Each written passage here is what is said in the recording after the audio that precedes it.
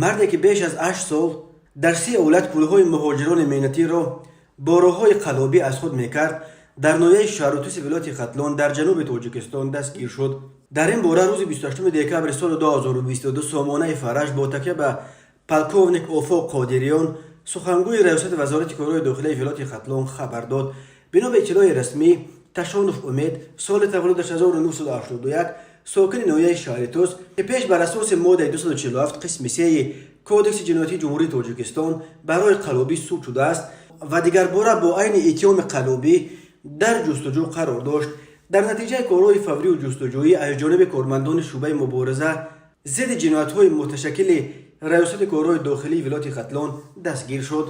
اوفو قادریان خبر داد که در جریان پرسش معین کرده شده است که تشانوف امید با راه فریب به باوری شهروندان زیاد درآمده از آنها از 3000 تا 168000 سامانی را با راه قلابی تصرف کرده است. خود تشانوف برای شرح قضیه دسترس نیست، ولی بنا به فریضه مقامات تشانوف به مهاجران فریب خورده وعده‌های بالا بلند به مثل گرفتن شهروندی روسیه، از بین برداشتن زپریت و یا با نرخ ارزان دسترس کردن چپته سفر به آن کشور را میداد، اما مبلغ‌های با راه فریب به دست آورده‌اش را به منفعت خود صرف کرده است. تشانوف امید بر اساس ماده 247 قسم 3 کودکس جنایتی جمهوری تاجیکستان به 3 ایالت قلابی گمانبر دانسته شده پرونده جنایتی آغاز کرده شده است.